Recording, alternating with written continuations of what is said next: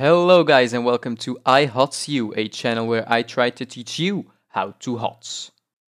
This is the second episode of the map guide series and today I'm going to cover the Haunted Mines. The best way to start this guide is by taking a closer look to the map. Haunted Mines is the smallest map in the game. It has 2 lanes, 3 mercenary camps and 2 watchtowers. You can immediately imagine that 2 watchtowers in such a small map is a very important thing. They give you a lot of vision, especially in the central part of the map.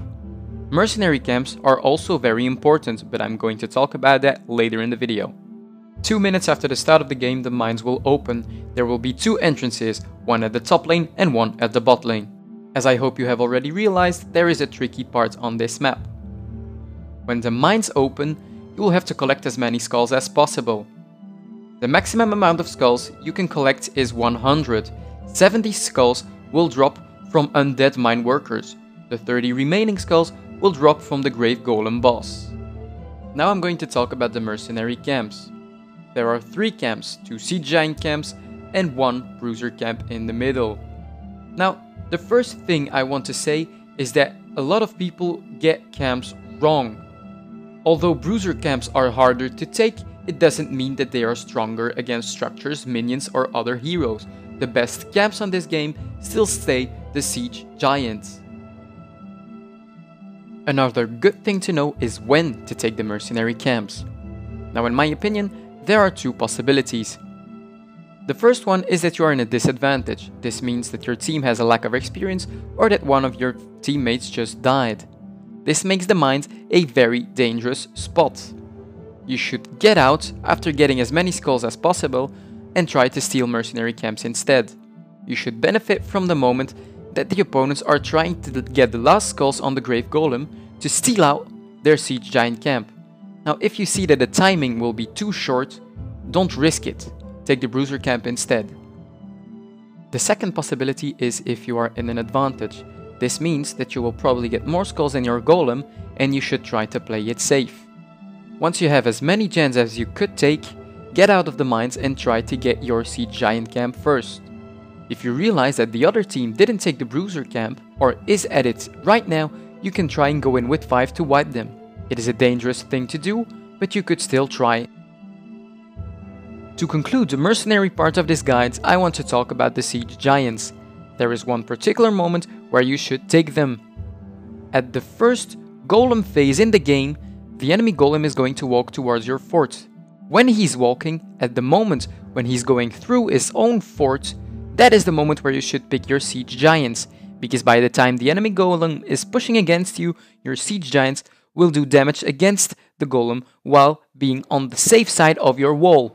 You should never underestimate the damage that siege giants can do. Now let's talk about the most important part of this guide, the strategy. Your golem will push in one of both lanes. That is the lane you should use to put 4 heroes in it. You do that, take down as much structures as possible before the golem even appears. Thanks to this, the golem will have less structures to take down. In the top lane, you will have to put a very good wave clearing hero. You will just have to gather their experience and defend as much as possible.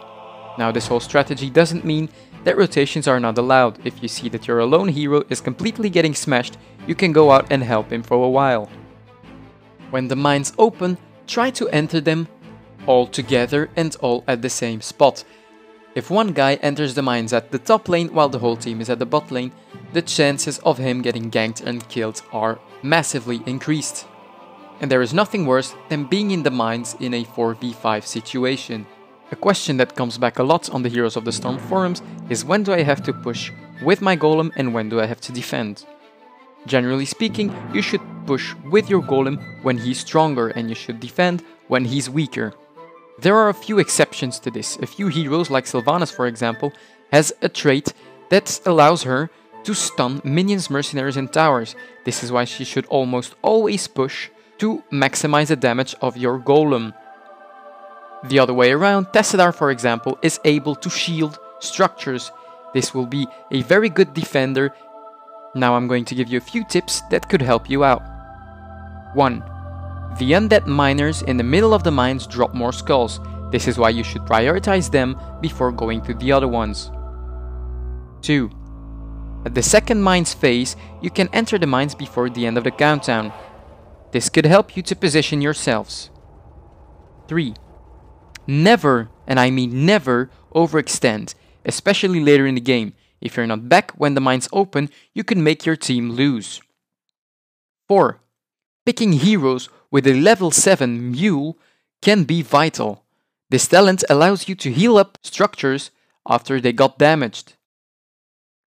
Now I want to thank you all for watching. If you have any questions, leave it in the comment section down below. Make sure to leave a like, subscribe and share the video if you enjoyed it. Thanks a lot and I'll catch you guys later.